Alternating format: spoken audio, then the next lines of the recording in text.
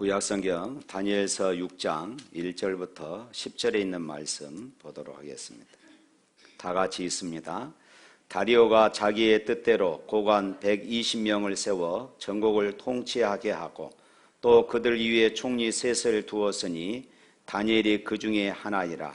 이는 고관들로 총리에게 자기의 직무를 보고하게 하여 왕에게 손해가 없게 하려 함이었더라.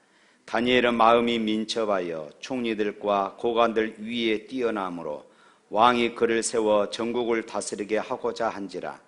이에 총리들과 고관들이 국사에 대하여 다니엘을 고발할 근거를 찾고자 하였으나 아무 근거, 아무 허물도 찾지 못하였으니 이는 그가 충성되어 아무 그릇됨도 없고 아무 허물도 없음이었더라.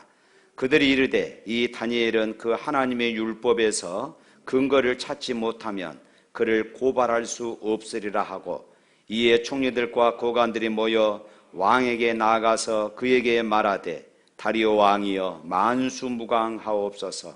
나라의 모든 총리와 지사와 총독과 법관과 간원에 의논하고 왕에게 한 법률을 세우며 한 금령을 정하실 것을 구하나이다. 왕이여 그것은 곧 이제부터 30일 동안에 누구든지 왕 외에 어떤 신에게나 사람에게 무엇을 구하면 사자굴에 던져 넣기로 한 것이니이다. 그런즉 왕이여 원하건대 금령을 세우시고 그 조서의 왕의 도장을 찍어 메대와 바사에 고치지 아니하는 규례를 따라 그것을 다시 고치지 못하게 하옵소서 하매, 이에 다리오 왕이 조서의 왕의 도장을 찍어 금령을 내니라. 다니엘이 조서에 왕의 도장이 찍힌 것을 알고도 자기 집에 돌아가서는 윗방에 올라가 예루살렘으로 향한 창문을 열고 전에 하던 대로 하루 3번씩 무릎을 꿇고 기도하며 그의 하나님께 감사하였더라. 아멘.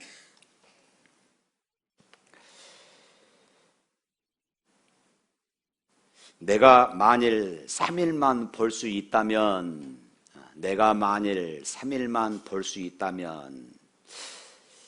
이곳에 이렇게 썼습니다. 첫째 날엔 나를 가르쳐준 앤 설리번 선생님을 찾아가 그분의 얼굴을 뵙겠습니다. 그리고 산으로 가서 아름다운 꽃과 풀과 그리고 빛나는 노을을 보고 싶습니다. 둘째 날엔 새벽에 일찍 일어나 먼 동이 떠오르는 모습을 보고 싶습니다.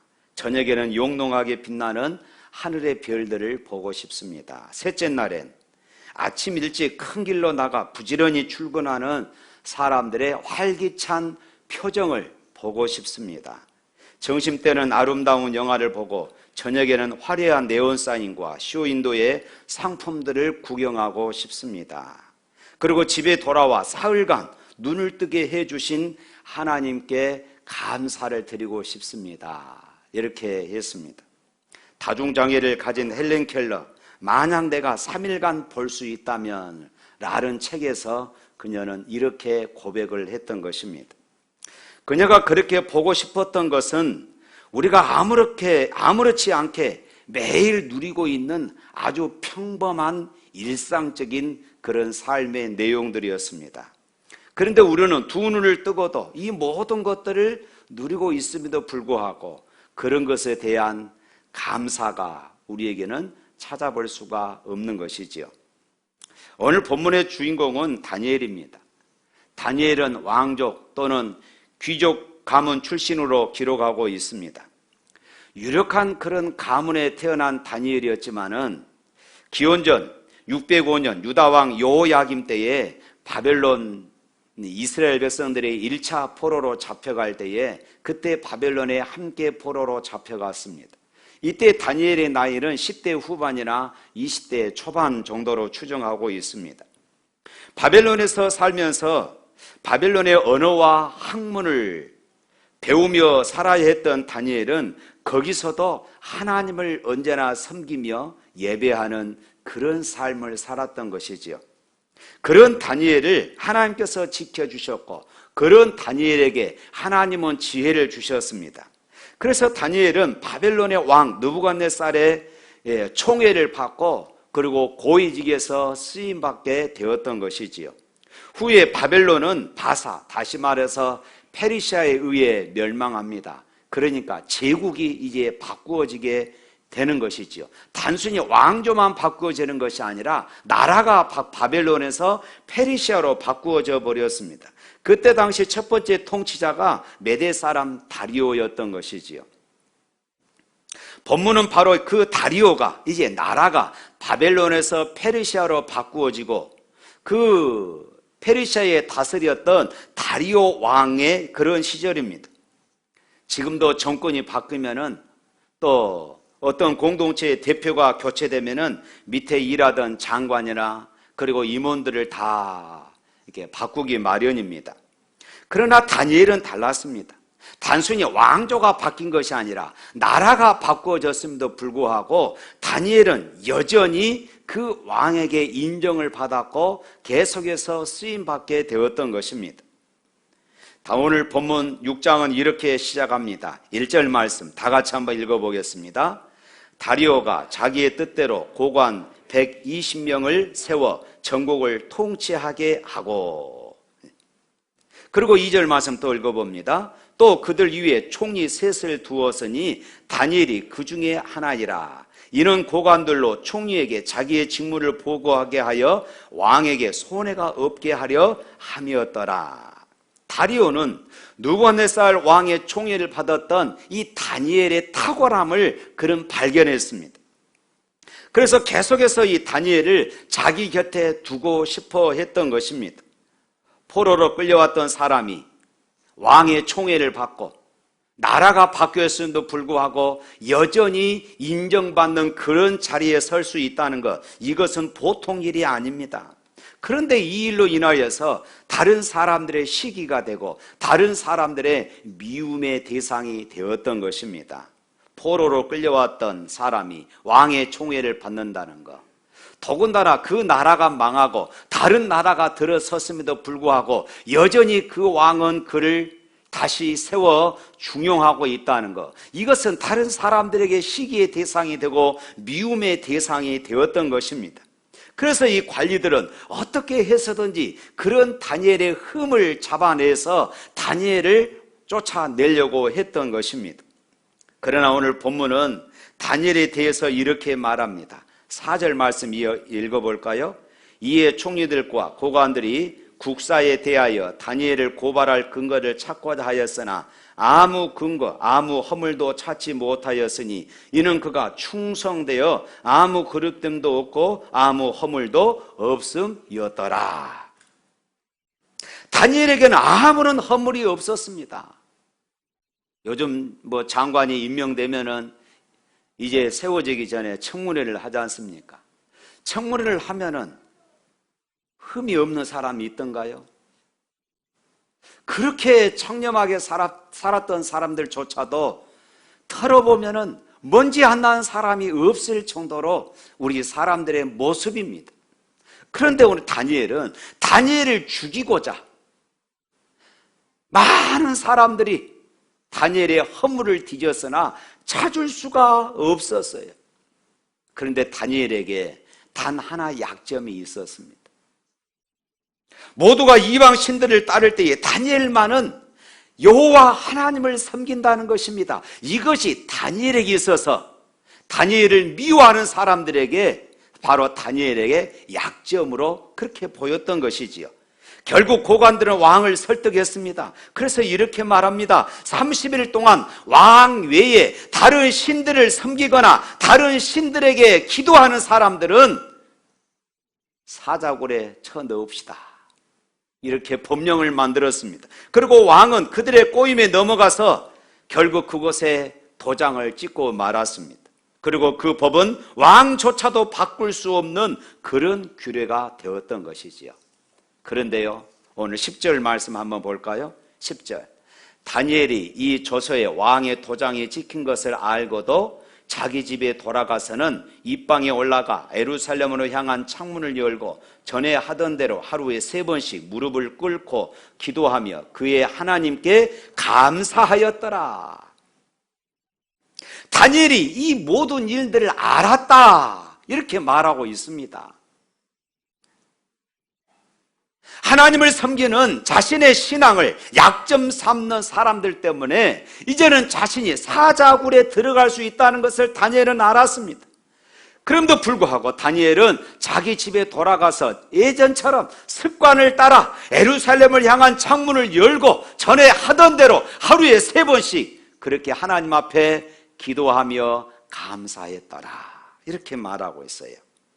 다니엘은 죽을 줄 알고도 전에 하던 대로 기도했어요. 죽을 줄 알고도 하는 기도, 이것은 목숨을 거는 기도였습니다.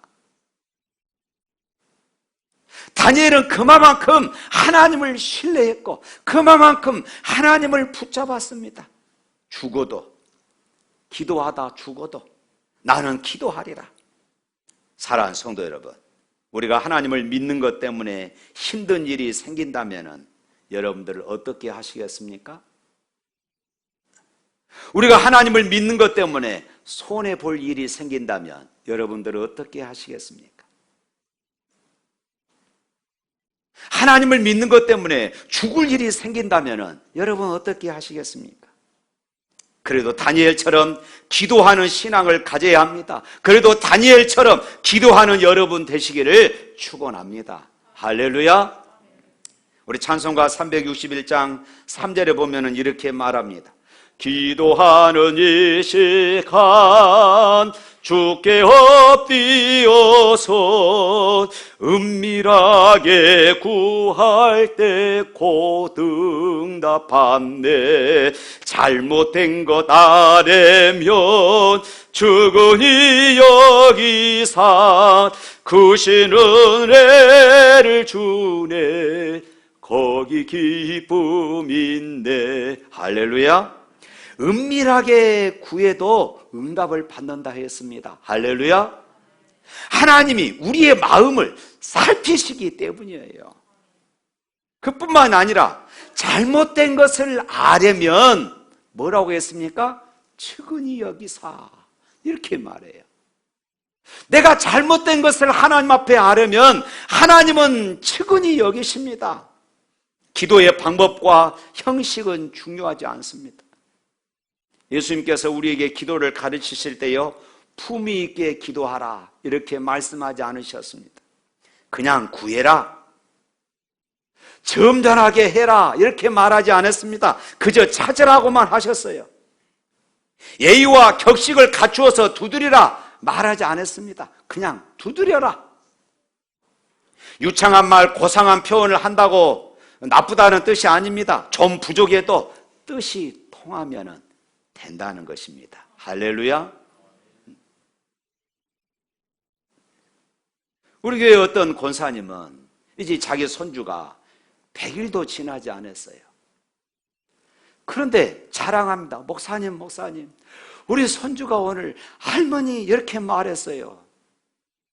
무슨 말을 했겠습니까?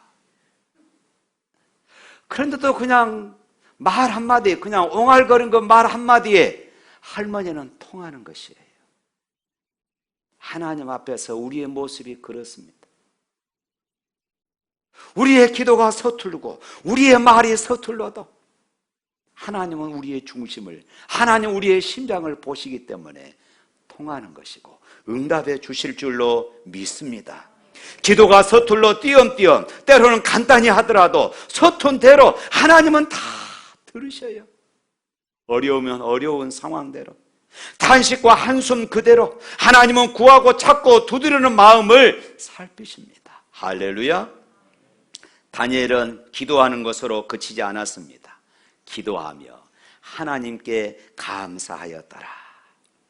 다니엘은 그릇됨도 허물도 없이 살았습니다. 먼지 하나 발견할 수 없을 만큼 다니엘은 완벽하게 그렇게 살았던 것입니다. 최선을 다해 노력하며 살았습니다. 하나님만 섬기겠다는 그 다짐을 지키며 살았습니다. 죽은 줄 알고도 그는 기도했어요. 그런데 그런 다니엘의 지금 상황이 어떻습니까? 만사가 편안했습니까? 아닙니다. 사람들은 다니엘을 미워했습니다. 믿음을 지키며 살려는데도 목숨에 위협을 가하고 있습니다. 만일 우리가 다니엘 같은 상황이라면 뭐라고 할까요? 하나님, 제가 주일을 빼먹었습니까? 하나님, 제가 기도를 쉬었습니까? 하나님이 하라는 대로 다 했지 않습니까? 하나님, 제가 11조도 다 드렸습니다. 하나님, 제가 봉사도 했습니다. 그런데 왜 내게 이런 일이 닥칩니까? 혹시 이렇게 항변하지 않을까요? 사랑하는 성도 여러분, 어떻습니까? 이런 상황에서 감사 생활할 수 있겠습니까? 이런 감사는 저는 이렇게 표현하고 싶습니다. 내 생애에 가장 행복한 감사다. 내 생애에 가장 행복한 감사다. 내 일이 잘 풀리지 않아도, 내 건강이 좋지 않아도, 때로는 예수님을 믿는 것 때문에 손해를 봐도 그 가운데서 감사할 수 있는 사람. 우리도 우리의 삶 가운데서 이런 감사의 고백을, 우리가 맥주 감사주의를 보내면서 그런 감사를 회복할 수 있기를 주님의 이름으로 축원합니다. 그러면 하나님은 왜 이런 어려운 가운데서도 감사하기를 원하실까요? 우리의 입술로는 우리는 얼마든지 하나님의 은혜에 감사하다고, 때로는 입버릇처럼 그렇게 우리는 말할 수 있습니다. 그리고 하나님의 인도하심과 복주심에 대해서 우리는 인정합니다. 감사해야 한다고 말하기도 합니다. 그런데 이것이 어디까지나 그래도 무엇인가 내게 유익이 있기 때문에, 우리가 감사하지 않습니까? 그러니까 감사할 내용이 있을 때에 가질 수 있는 것, 우리가 하나님께 감사합니다, 이렇게 말하는 것이에요. 그러나 아무리 살펴봐도 감사할 거리가 없어요. 여러분, 맥주 감사주의를 보면서 지난 주일 설교를 듣고 지난 6개월을 한번 돌이켜 보셨습니까? 감사할 거리들이 얼마나 많던가요? 열심히 일하고 최선을 다했는데도 남는 것이 없습니다. 나는 모든 것이 하는 일마다 안 되고, 어떻게 다른 사람들은 신앙생활을 엉망으로 해도 하는 일마다 다 잘 됩니다. 하나님 불공평하지 않습니까? 그러니까 감사할 것이 없어요. 이럴 때 우리는 정말로 감사할 수 있느냐? 바로 이것입니다. 그런데 하나님은 바로 그런 환경 속에서 우리가 어떤 믿음을 갖느냐, 우리의 중심을 보신다는 것입니다. 내 중심을 보셔요. 네가 이런 경우도 내게 불평하지 않고 감사할 수 있느냐? 그래서 하나님은 어떤 경우 우리가 열심히 일했음에도 불구하고 추수할 것이 없게 하십니다. 갑자기 우리를 약하게도 하십니다. 실패에 쓴 잔을 마시게도 하십니다. 그럼에도 불구하고 우리의 신앙을 팽개쳐 버리지 않고 하나님을 끝까지 붙잡고 십자가를 붙잡고 하나님을 의지하는 그런 삶을 살고 있는가, 하나님은 보기를 원하고 계셔요. 사랑하는 성도 여러분, 다니엘은 그런 상황에서 하나님께 감사를 드렸어요. 하나님께 감사하는 사람은 형편에 좌우되지 않습니다. 어떤 환경에 좌우되지 않습니다. 비교하지도 않습니다. 하나님께 감사하는 사람은 내가 구원받았음에 힘들고 어려운 일이 있어도 그럼에도 불구하고 여전히 나와 함께 계시는 그 하나님을 믿고 감사하는 것입니다. 할렐루야. 사랑하는 성도 여러분, 하나님께서 주시는 복을 잃어버리지 않고 지키려 한다면은 우리에게는 영적인 축복을 다루는 그런 실력이 있어야 합니다. 그 실력이 무엇이냐? 감사입니다. 감사. 그것이 우리의 영적인 실력이에요. 어떤 사람의 영적인 실력, 영적인 용량, 그 용량이 얼마나 크냐, 얼마나 그 믿음이 넓냐. 우리 종종 우리 교회 3층에서는 와이파이, 핸드폰 켜도 와이파이가 잘 안 걸리지요. 4층에 와이파이가 있어요. 그럼에도 불구하고 3층에서는 걸리지 않도록 했습니다. 왜냐하면 전화벨이 울리면 안 되니까, 이곳에서 와이파이 사용하면 안 되니까 그렇게 해놨습니다. 그럴 때 버퍼링이 일어납니다. 버퍼링이 일어나요. 용량이 작다는 것입니다. 우리의 믿음의 용량이 작으면 버퍼링이 일어나요. 어떤 사람의 영적인 실력, 영적인 용량 얼마나 있는지 알아보려면 얼마만큼 감사하느냐, 어디까지 감사하며 사느냐 보면 알 수 있습니다. 하나님이 사람을 시험할 때요, 그 사람에게 시간을 맡긴다고 그럽니다. 그 시간을 통하여 어떻게 살아가는가 보면 그 사람의 영적인 실력이 드러난다고 그럽니다. 그 사람에게 또 사람을 맡겨주십니다. 내가 맡은 사람과 얼마나 좋은 관계 속에서 조화롭게 사느냐, 이것을 보면 그 사람의 영적인 실력이 나타난다고 그래요. 때로는 그 사람에게 돈을 맡겨줍니다. 어떻게 돈을 모으느냐, 어떻게 돈을 관리하느냐, 어떻게 그 돈을 사용하느냐 하는 것을 보면 그 사람의 이 영적인 실력이 드러난다는 것입니다. 다니엘은 사람들에게 미움을 받고 목숨이 이태로운 상황 속에서도 기도하고 하나님께 감사를 드렸어요. 다윗은 오랜 시간 동안 사울 왕에게 쫓겨다니면서도 시편에 보면 구구절절 하나님께 감사하는 그런 모습들을 볼 수 있습니다.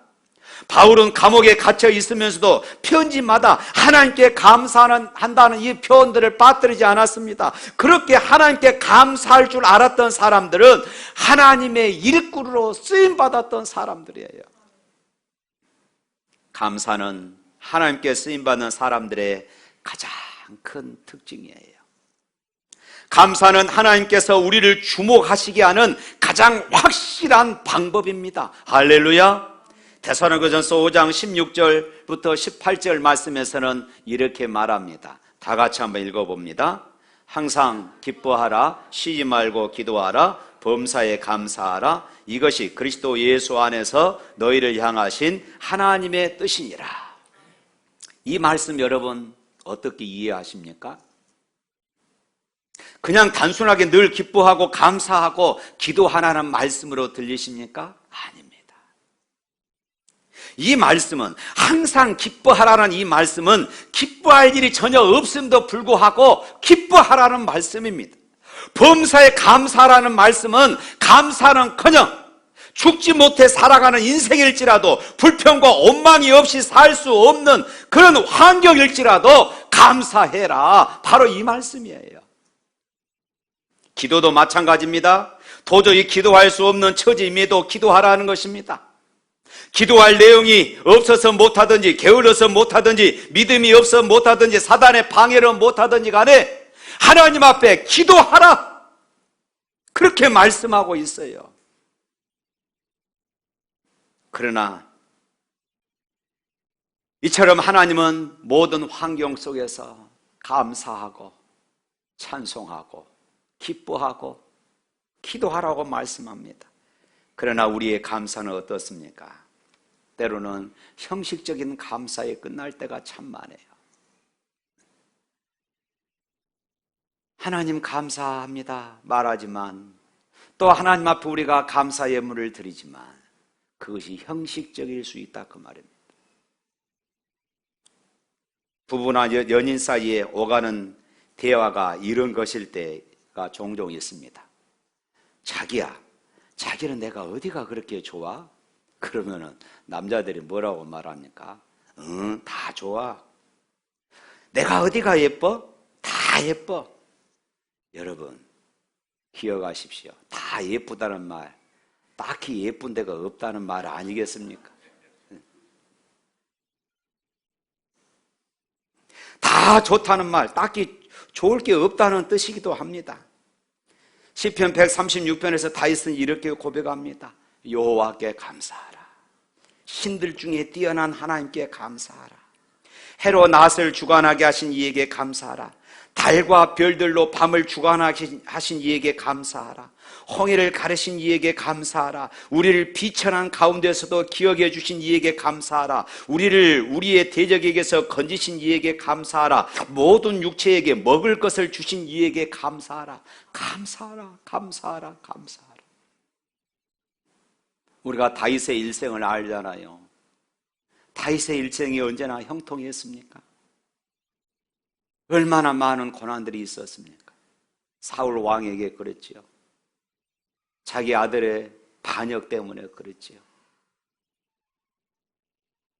그럼에도 불구하고 그는 감사하라, 감사하라, 감사하라. 낮에 해가 있는 것도 감사, 밤에 달과 별이 있는 것도 감사, 홍해를 가르신 그 기적에도 감사, 우리를 기억하고 구해 주셨음에 감사, 먹을 것을 주신 것도 감사. 일상의 모든 것들을 하나님 앞에 감사하자, 이렇게 말하고 있어요. 내가 숨을 쉬는 그 순간에도 감사하는 것입니다. 사랑하는 성도 여러분, 오늘은 지난 반년을 감사하는 맥주 감사 주일로 우리가 지킵니다. 여러분에게 감사의 조건들이 얼마나 되시는지요? 감사의 조건보다는 더 많은 염려와 근심, 또 상처, 아픔, 절망 같은 것들이 더 많지는 않았었습니까? 그러나 그러면 그럴수록 답답하고 캄캄해도 감사하라고 말씀하고 있어요. 다니엘처럼 전에 하던 대로 계속해서 기도해야 합니다. 모든 경우에 하나님을 먼저 바라보고 하나님께 감사하며 살아야 하는 것이에요. 누가 나를 미워하고 누가 나를 비웃든지 무시하든지 따돌리든지 예면하든지, 그럼에도 불구하고 우리는 하나님 앞에 감사하라. 왜냐? 하나님은 언제나 내 편이시기 때문입니다. 할렐루야. 하나님은 내 편이셔요. 따라서 합시다. 하나님은 내 편이시다. 사람들이 나에게 뭐라 해도 하나님은 내 편이십니다. 환경이 어떠하든지 하나님은 내 편이십니다. 그러므로 이 확신을 가지고 가슴을 펴고 당당히 살아갈 수 있기를 축원합니다. 다른 사람들이 뭐라고 하든지 신경 쓰지 마십시오. 하나님이 나와 함께 하신다는 그런 당당함으로 사실 수 있기를 축원합니다. 우리가 읽었던 다니엘서 6장 28절은 이렇게 끝을 맺고 있습니다. 28절 말씀 읽어볼까요? 이 다니엘이 다리오 왕의 시대와 바사 사람 고레스 왕의 시대에 형통하였더라. 이것이 기도하는 사람에게 주시는 하나님의 축복입니다. 이것이 감사하는 사람들에게 주시는 하나님의 축복입니다. 형통하였더라. 사랑하는 성도 여러분, 기도하며 사시기를 바랍니다. 여러분들의 일터에서, 여러분들의 가정에서 다 기도하며 사시기를 바랍니다. 여러분들 어떤 문제와 마주하더라도 기도부터 하시기를 바랍니다. 상황을 보고 환경을 바라보고 두려워하고 무서워하기보다는, 한숨 짓기보다는, 투덜거리기보다는 하나님께 먼저 기도하고 하나님께 맡기고 감사하시기를 축원합니다. 사랑하는 성도 여러분, 감사의 조건은 오직 하나님의 구원이에요. 그래서 큰 고난 가운데서도 욥은 이렇게 고백합니다. 욥기 1장 21절 말씀에 욥의 고백을 우리 한번 같이 고백해 보도록 하겠습니다. 이르되 내가 모태에서 알몸으로 나와 싸운즉 또한 알몸이 그리로 돌아가올지라. 주신 이도 여호와시요 거두신 이도 여호와시오니 여호와의 이름이 찬송을 받으실지로다. 주신 자도 여호와시요 취하신 자도 여호와시니 여호와의 이름이 찬송을 받으실지라. 이것이 욥의 고백입니다. 맥주 감사주의를 통해서 이번 감사절에 여러분 색다른 감사를 한번 해보시길 바랍니다. 주신 것에 감사하려 하지 말고 주시지 않는 것에 감사해 보십시오. 성공한 것에 감사하려고 하지 말고 실패한 것에 한번 감사해 보시길 바랍니다. 강하게 해주신 것에 감사하지 말고 약하게 하신 은혜에 감사해 보시기를 바랍니다.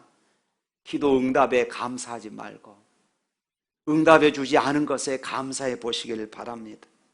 장미꽃을 주신 것보다 장미꽃 가시를 주신 것에 감사해 보시기를 바랍니다. 내가 힘들고 어려운 곳에서 감사해 보시기를 바랍니다. 그곳에 하나님의 세미한 음성이 있을 것입니다. 그곳에 내가 알지 못하는 하나님의 분명한 뜻이 있을 것입니다. 그런 가운데 우리를 향한 하나님의 구체적인 뜻과 섭리를 우리가 발견하게 되어질 것입니다. 우리에게 일부러 이렇게 하신 하나님의 크신 사랑과 은혜를 깨닫게 될 줄로 믿습니다.